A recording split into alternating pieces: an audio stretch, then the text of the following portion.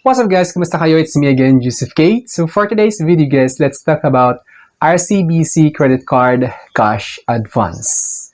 Pag-uusapan natin guys kung magkano nga ba yung pwede nyo makash advance sa RCBC credit card ninyo at saka of course yung fees and charges. Kasi ito ay utang. So of course, it comes with fees and charges. At the same time, pag-uusapan din natin kung ilang percent or magkano yung interest rate ng RCBC credit card ninyo. Pag sinabing interest rate guys is pagkatapos nyo mag-cash advance, magkano nga ba yung ipapatong monthly hanggang sa ma-fully paid ninyo yung kinash advance ninyo sa RCBC credit card ninyo. At the same time, pag-uusapan din natin kasi kailangan nyo yung cash advance PIN sa RCBC. Before kayo makapag-cash advance, kailangan nyo yung RCBC cash advance PIN. Pag-uusapan natin kung paano nga ba mag-request or paano magkaroon ng cash advance PIN sa RCBC credit card ninyo. Pero bago yun, nais muna kitang imbitahan na mag-subscribe sa YouTube channel ko kung bago ka pa lang kasi marami pa po akong i-share ng mga tutorials, knowledge, and experience of mine in the future. Kaya naman huwag niyong kalimutan mag-subscribe para updated kayo lagi sa mga vlogs na i-upload ko. Yun lang po at sobrang maraming salamat po.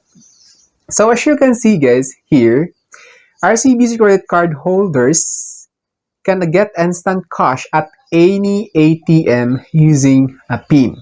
Yung sinasabing PIN dito guys is yung cash advance PIN. Take note, any ATM. So ibig sabihin, basta may cash advance PIN kayo sa RCBC credit card ninyo, makakapag-avail kayo ng cash anytime, anywhere. Basta may available credit limit pa yung cash advance limit ninyo sa RCBC credit card ninyo. With the fee, 200 pesos fee per transaction. So, per transaction siya guys. Plus potential bank fees. So, of course, may iba pa itong fees and charges. Like for example, yung interest rates nga na sinasabi ko. And then, interest accrues daily from the withdrawal date.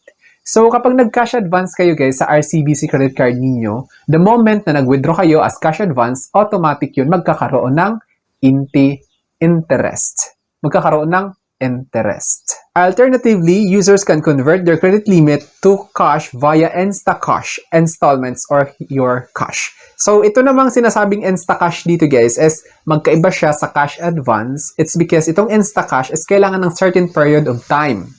Ina-apply ito, then kailangan ng approval from RCBC before makikredit or ide-deposit sa nominated bank account ninyo yung pera. While cash advance naman is basta may cash advance PIN kayo, makakakuha agad kayo ng pera mula sa credit card ninyo kapag nag-withdraw kayo sa any ATM.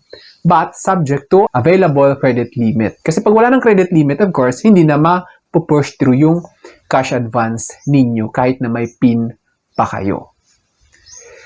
How to obtain? So ngayon pag-uusapan natin guys, paano nga ba magkaroon ng cash advance PIN sa RCBC credit card ninyo? The PIN is automatically sent via email, typically 6 months after your card is issued. So ito guys, kailangan nyo malaman na kapag nag-apply kayo ng RCBC credit card, dapat active yung email address na ilalagay ninyo. Dapat na-access ninyo yun. Ganun din sa mobile number. Make sure na active yun. Kasi doon magpapadala ng updates regarding sa credit card ninyo sa RCBC. Promotional updates at saka OTPs at the same time yung cash advance PIN. Ngayon, halimbawa na wala yung SIM card na yon or di nyo na ma-access yung email address na nilagay ninyo, kailangan yung tumawag sa RCBC Customer Service para magpa-update ng details ninyo. Requesting a PIN. If you have not received your PIN or need a new one, call the RCBC credit card hotline at 8888-1888 Metro Manila or emails at service@rcbcbankcard.com. So kapag wala kayong landline sa probinsya, pwede naman kayong mag-email para na rin at least hindi nyo na kailangan pumunta sa isang establishments or sa RCBC branch para makitawag. Pwede na muna kayong mag-email. So yun nga lang, you have to wait period of time. Like for example, days para makapag-reply sila sa inquiries mo. Key details on RCBC cash advances. Fees is 200 pesos per transaction. So take note guys, per transaction nito So halimbawa, nag-cash advance na kayo, tapos kulang pala, nag-cash advance ulit kayo. another 200 pesos yun. So, 2 beses kayo nag-cash advance, bali 400 pesos yung magiging availment fee ninyo. Kaya naman, make sure na na-compute ninyo kung magkano yung kakailanganin ninyo to avoid ulit-ulit na transaction. Interest. No grace period. Interest applies from the day of withdrawal. So, nais ko malaman ninyo guys na the moment na nag-cash advance kayo, automatic yun magkakaroon ng interest on the next billing cycle, which is 3%. Magkano nga ba yung interest sa cash advance ng RCBC credit card? 3% yun guys. And every month yun papatong doon sa RCBC statement of account ninyo sa credit card. Tuloy-tuloy lang yun hanggang sa ma-fully paid ninyo yung kinash advance ninyo. Limits. Dependent on available cash advance limit. Tulad ng sabi ko, often a percentage of a total credit limit. So, magkano nga ba yung pwede nyo ma-avail sa RCBC credit card ninyo for cash advance? Nais kong malaman ninyo guys na depende siya. Minsan 50% ng credit limit ninyo, minsan 30% lang.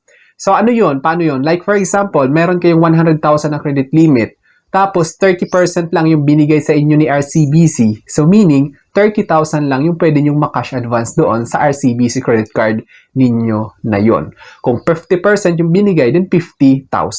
Ganon din, kung 300,000 niya or 200,000, kung 30% lang, bali 60,000. Kung 200,000 yung credit limit. Kung 300,000, 90,000. Ganon din, kung 50%, so sa 200, bali 100,000. Kung 300, 150,000. So, malinaw tayo doon. Methods. So, ito na yung steps, guys, kung paano nga ba mag-avail ng cash advance sa RCBC credit card ninyo. Una is sa ATM. Use your PIN at any ATM. So, yun nga, kailangan nyo muna mag-request ng cash advance PIN sa RCBC credit card ninyo. Kailangan nyo tumawag sa customer service kung hindi pinadala yung cash advance PIN ninyo sa registered email address or sa SIM card or sa mobile number na nilagay ninyo nung nag-apply kayo ng RCBC credit card. Ngayon, kung hindi dumating, tumawag muna kayo. Punta kayo sa any ATM. Take note lang guys na kapag hindi siya RCBC machine or ATM, may charge yun. So to avoid that, minimal lang naman, nasa 18 pesos kung magkano yung interbank charge kapag nag-withdraw kayo using your debit cards. So, much better guys, sa RCBC lang kayo mismo mag-cash advance para iwas na additional fees.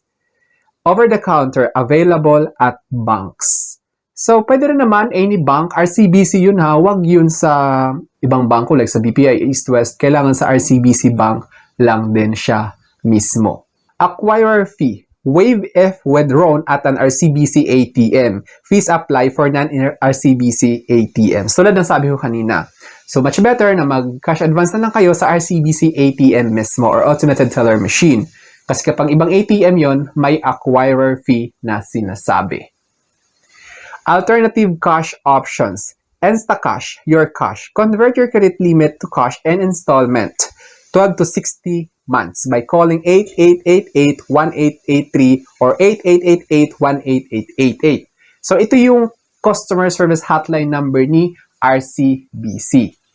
Kung ayaw nyo na, halimbawa, hindi kayo nagmamadali for cash advance or sa pera na gagamitin ninyo, pwede po kayong mag-Instacash or kayo cash sa RCBC credit card ninyo para at least minimal lang yung magiging interest rates niya.